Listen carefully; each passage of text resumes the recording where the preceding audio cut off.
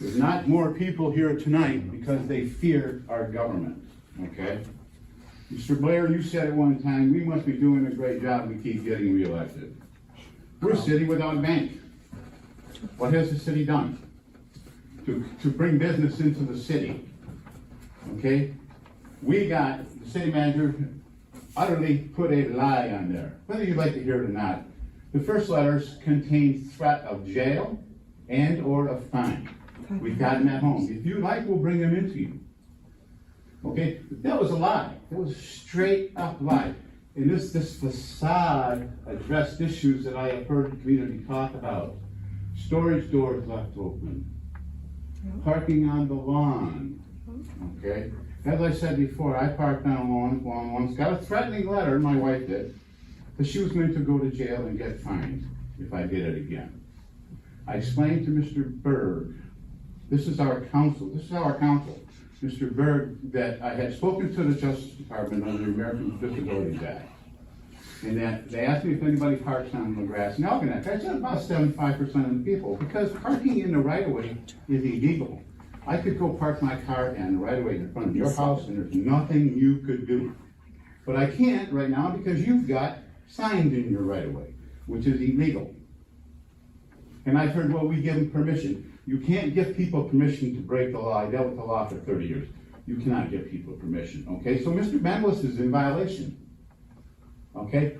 You have, the city manager has taken the code enforcement officer who has 0 qualifications for that job, 0. She works with inmates. She treats the people of this community as inmates, okay? Her thing said, the code enforcement doesn't know the circumstances.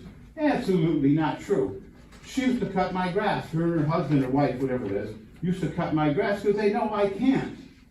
So all it would have taken from Lori is a knock on my door. A courteous knock, which my officer did. Mr. Kleeman, your dirt piles. I could have said, well, I'm working on it.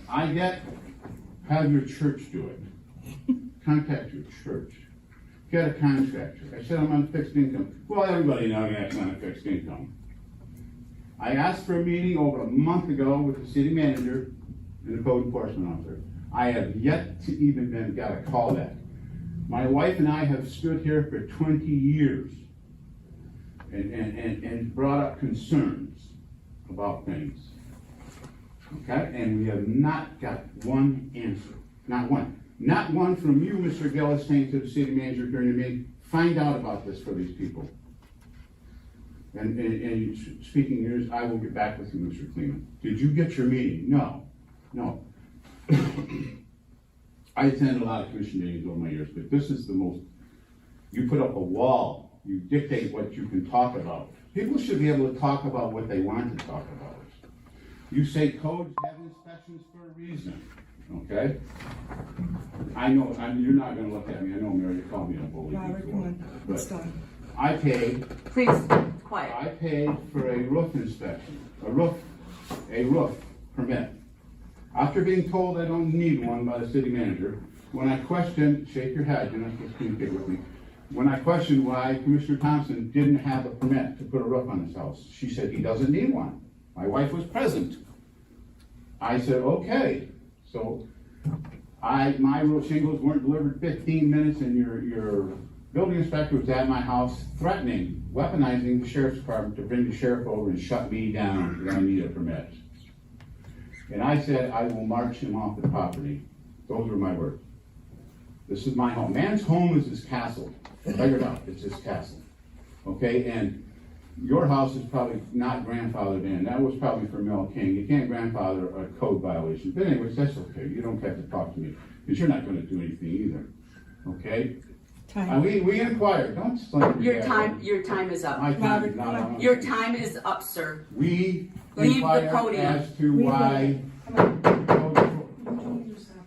Well, I'm marking it too, and it ain't 15 minutes. Sit 5 minutes. Sit down and behave, Mr. Quinn. You're not gonna do anything anyway.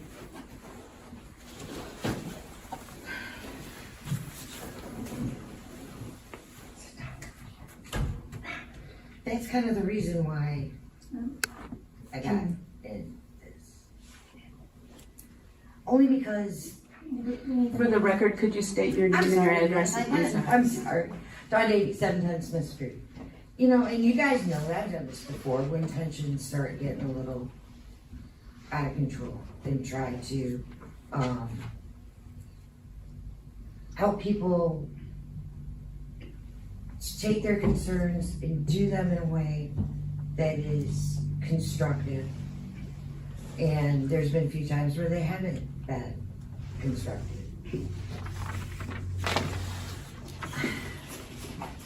I was disappointed over the last 3 meetings. And I'm hoping that as things go forward, it gets better. There seems to be a bit of disengagement. They have concerns.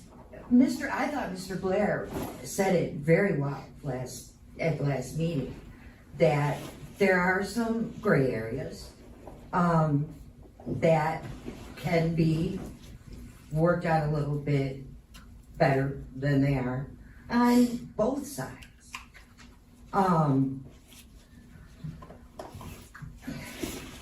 I hate to see this get to a point.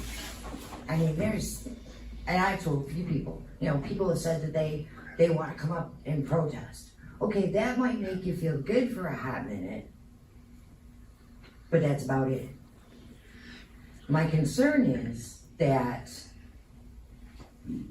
they think that that's all that's going to make a difference, that they can't come to a council meeting and speak to you as a group because it's not going to do anything, or it's going to be talk to the city manager. I felt really bad for Mr. Schaefer and Jim Oceanshine. They've talked to the city, especially Mr. Schaefer. I mean, and they've said that at the podium, where, yes, I've talked to the city manager, building department, everybody I can think of. They don't come here because they haven't done their due diligence. They come here because they've tried every other thing. And I think that that's where the disengagement at council table is. Because when people come here, they've tried other avenues, hopefully, most of them. Protesting outside isn't talking to city council. Nothing's going to get done that way. There needs, I said, October 16th, 2018, I stood here. And quite a few of you were here when I stood there. You work for the residents, all of them. Even the guy down the street that you don't like. Even the people who do not attend the same city events that you do. You work for them all. And I don't think a lot of them are getting that these days. To hear people say that they feel they're being targeted, I hate hearing that. And that's where there needs to be more engagement between city council and the residents. A lot of people don't want to get 50 feet of city hall. Me, I got no problem. To which I've said, trust me guys, I got no problem. You got an issue, come to me. Like I said, I don't have a problem. And you guys should know this by now. I don't do this stuff for kicks and giggles. And there's a few of you up here who didn't have any problem with me getting up here to speak the last time I got involved with things. So you don't get to bust my chops for speaking about this, because the reason I'm doing this is because the tension in the city, again, shouldn't be this way. Everything looks great. The events and stuff are great. Nicola had a blast last weekend. I thought he was going to walk down there and come back and go, it's boring, I'm going to go play my Xbox. So I'm walking back, And he came in and said, I gotta get my Halloween costume on. And I'm like, sweet. And that's great, but if there's still, if this gets worse, that's what I'm trying to do. So, see ya.